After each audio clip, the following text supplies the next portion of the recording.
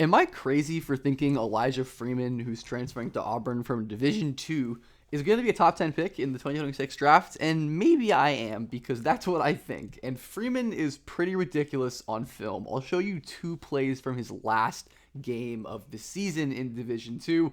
This ankle breaker is the first one. This was his second touch of the game, I believe. Ball screen comes. He says, back away. I'm going to take this isolation. Crosses his defender up with a beautiful between the legs and dunks the ball violently. He did this later in the game, and even though this one isn't going to result in an ankle breaker, I think it's even more impressive.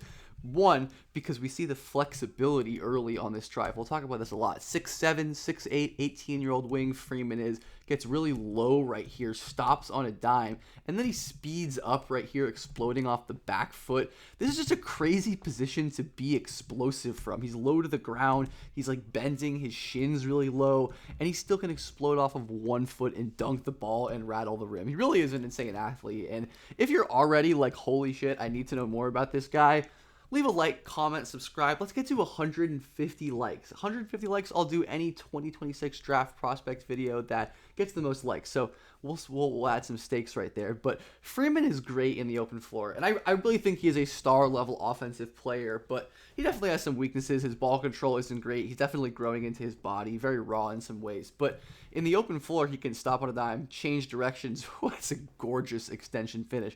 I haven't seen a wingspan measurement for him, but I'm sure it's plus. And again, the burst and explosiveness at his height is really rare, where he can plant his back foot right here. You see it again. Explode off of it, and then there's just no help. And obviously, again, this is Division II competition level. He's way outmatching most guys athletically, and that is something to take into account. And probably the biggest knock on him, but this is still Division II college basketball, and we've seen kind of a rise in Division II players, and it's a nasty crossover. He isn't a consistent ball handler. I wouldn't even call him a consistently good ball handler at this point, but the flashes and the high-end moments are incredible. Like the hang dribble right here, throwing the ball out, buckling this defender with a quick crossover, and then scooping it in right there. We'll definitely talk about his handle more throughout this video, but some of these flashes, and like I said, Jalen Wells, Division II to college to the NBA, Jonathan Mobo, Bennett Sturts is going to do it. I think Freeman is definitely going to be one of the next in line. And yeah, 6'8" guys with his explosiveness just don't move this way.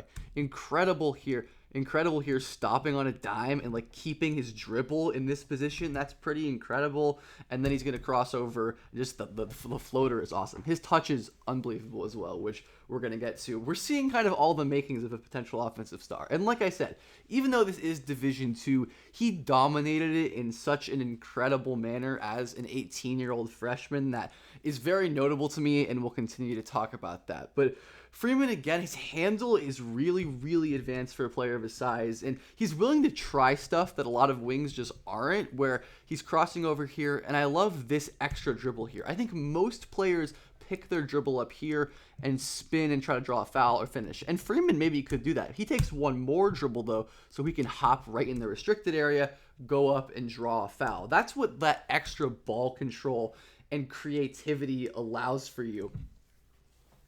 Freeman can get a little predictable with his moves, which we'll get to. He loves to just spin into this middle floater right here, but his touch is awesome. Like we said, so good at just leaning to his left as a righty shooter and flicking the ball in. It's crazy watching him shoot those touch shots. He shot 65, 60, I think it was 67, 68% at the rim in the half court, 80% from the free throw line. The touch indicators are great. I love this in and out right here. Another example of the flexibility and how low he can get beneath the shoulders of a smaller defender. Great in and out dribble. Buckles the defender. He goes up and draws a foul. Oh, he draws a ton of fouls too. Freeman had nearly a 60 free throw rate, and the main kind of issue with him is his shooting, where Freeman is an efficient but low volume shooter, and teams did not guard him like a shooter because he's not a willing shooter yet. You can see them going under him, and you can see them just sagging off and daring him to drive.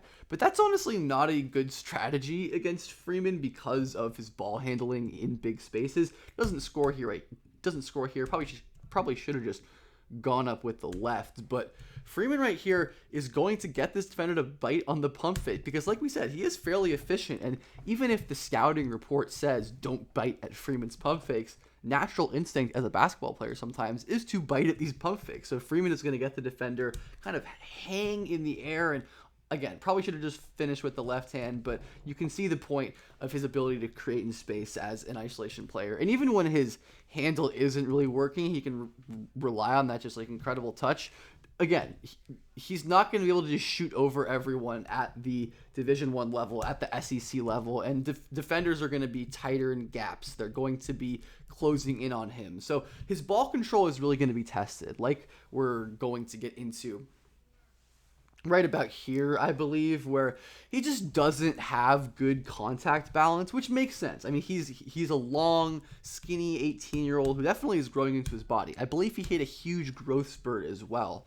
And his length makes it harder to, keep the ball close to his body as well. But I like that he's trying things, and it's not like he's just dribbling off his foot, doing nothing, right? I love this attempt where he pump fakes. He's trying to cross over right here, left to right, to attack this top foot. And I think he gets it if he holds on right here. This defender hops out of his way. There's a clear lane to the basket right there.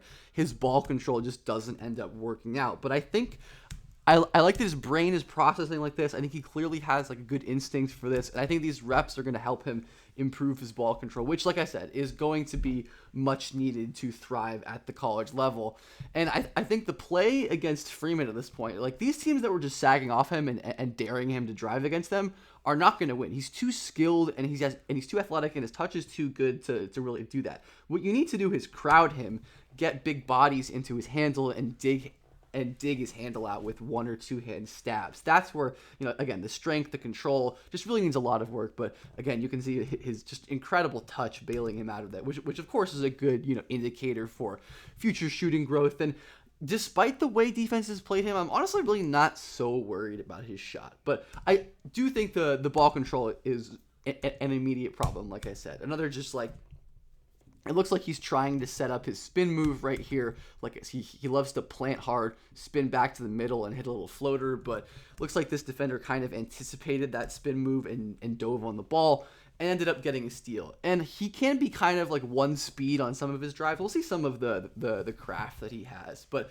there was a lot of just jump off of 2 feet, hang in the air, and just like try to put a shot up and hope you get fouled or make a shot. And to be fair, it works a lot of the time. He drew a ton of fouls and he made a ton of shots at the rim, but definitely could use some refinement in terms of his process is really all I'm saying here. But one of my favorite things about Freeman is his incredible physicality. That's how he had an incredible 60 free throw rate, especially for his size. And yeah, Freeman loves to throw his shoulder around. I love that little Euro step at the end of the play right here to kind of wait out this defender hanging. He draws a foul right there, can't end up finishing. But the explosiveness as an attacker off the catch, again, makes it hard to sag off of him.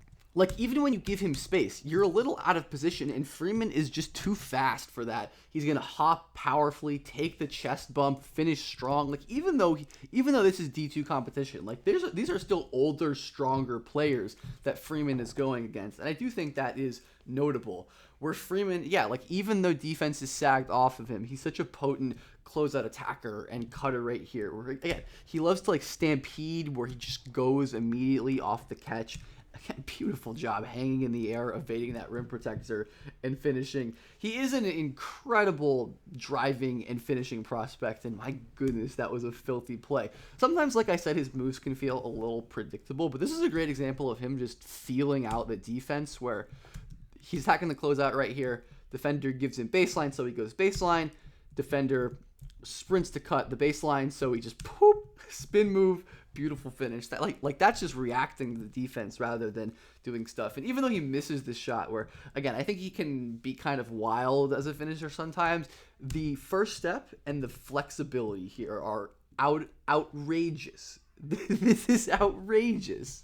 Like, and how high he gets jumping off of 1 foot through contact. Look at where this big man jumps from and where he lands. He gets knocked back outside of the restricted area. Like, he is a dominant athlete, and you can say it's D2 as much as you want, but this is what you'd want. This is what you'd want out of someone who you'd expect to be an NBA prospect, right? Make it look way too easy. And they'd run him as like a pick and popper sometimes.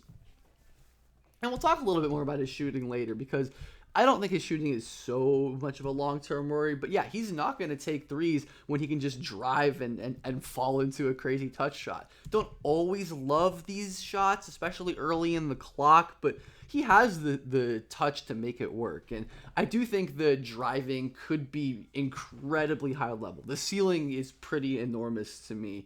Yeah, that spin move, he covers so much ground with his long, explosive strides, and he can hang in the air forever. But yeah, I'm fascinated to see what this looks like at the D1 level, and I think there's other ways Freeman can get involved. Like, his team played him as a big for most of the season. He only isolated really at the end of the game. In this game, which was his last game of the season, fun fact, 8 of his 42 isolations came in that game. Good to see that progress. They just gave him the ball in their final game of the season and let him go to work. He had like 35 points on great efficiency. It was incredibly cool and a great data point. But again, we see the extension finish as like a dribble handoff keep. And he's a really smart off-ball player generally as well. I love this give and go where immediately he notices the head turn, darts to the baseline. Of course, Freeman knows he's faster and more athletic and better than all of these guys, right? So he can get away with this stuff. And though his playmaking numbers aren't stellar, his assist numbers aren't crazy high, and he has a negative assist to turnover ratio, I think he's a solid passer and a good bet to improve as a playmaker as well. He has solid feel, just like attacking closeouts. He sees that there's a hole right here, and he can pass to his man who ends up just getting blocked right there.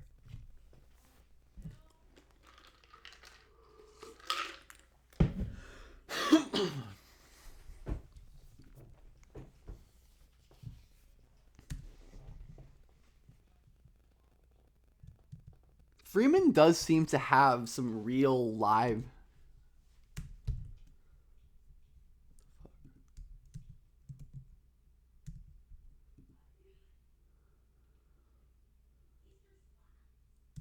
Okay, we're restarting now. Freeman does have some real live dribble vision. Like I said, it's nothing crazy, but once again, gets a defender with the pump fake. That's not the scouting report, but because he's willing to pump fake and he will shoot sometimes, he finds his man on the cut and he ends up finishing. So it's, again, not like reading multiple levels or bending the defense, but again, as a middle zone player, he can read this help defender and find a cutter for an easy layup. So there's basic like complementary stuff that he is doing. And there are some high level flashes on tape as well, even if they aren't as frequent. Like, oh my goodness, this was a nasty pass. Again, the handle's really impressive here to me as well. Keeping his dribble alive, evading the swipe against a smaller defender, evading the dig right here, keeping the ball high, jumping over 3 defenders to kick it into his man for a wide open dunk. And you can see the hilarious like height and athletic advantage. But again, the vision there is very good to see. But his passing is definitely not perfect by any means. I think especially on drives, he could look for kickouts more where he can kind of tunnel vision sometimes, just powering towards the rim. I get it because it works a lot of the time, but again, he still is very young, needs to add a lot of strength, and sometimes these drives just he gets stonewalled by bigger players when there's a kick out pass right here, deeper in the drive, there's a kick out pass right here, and there's other opportunities to make plays where I think Freeman has the vision when he's in that mindset, but a lot of his passing turnovers, I think he like is trying to make these important plays where I love the pump fake here to move the defender. I think this is the right idea. It's a really tight window. If he can get it a little bit more towards that block, maybe he could get it in there. Defense also just made a good play. But I think that's the kind of play that encouraged me because the player is showcasing some impressive vision right there. So I do think Freeman, even though he turns the ball over a pretty good bit, where, again, I think a lot of those turnovers are because of his ball control and his handling, and also the game is just kind of sped up for him sometimes, which is understandable as an 18-year-old player, even at any level of college basketball, right? He's on the roll here, and it looks like he's trying to pass right here. It's hard to tell because almost looks like the ball. I can't really tell what his goal with the ball was there, but it does look like he's trying to lay it over because he looks that way. And again, it's just not a good delivery, and he ends up turning the ball over. But I do think there are good ideas. Also, watching this D2 tape is crazy because these gyms are insane. This looks like my high school. But Freeman, like I said before, has really nice off-ball awareness. Cutter this year for Lincoln Memorial, where he's cutting to the baseline, just trying to fill the corner here. But he notices, oh shoot, there's a gap right here in the middle of the paint. I'm going to go there, trust my guy to find me, and then get a wide open dunk. He dunked the ball so much this year and added value in so many little ways. He dunked the ball 50 times in 31 games. That is wild. He got a bunch of offensive rebounds too. A lot of them were his own offensive rebounds, but he could use his touch in this area too, tipping those plays in. Had, again, just his motor on the glass is awesome. But the shooting is certainly intriguing to me. I want to talk about just his general dominance first. This is a fun query where freshman with 60 true shooting, 40 free throw rate, 50 3-point attempts, 25 dunks. This is the list. Freeman is at 68 true shooting, 60 free throw rate, around 50 3-point attempts, and 50 dunks. And Zion is the only one really comparable, but all of these guys, right? This is high picks. Shout out Elias Harris. Don't know much about him.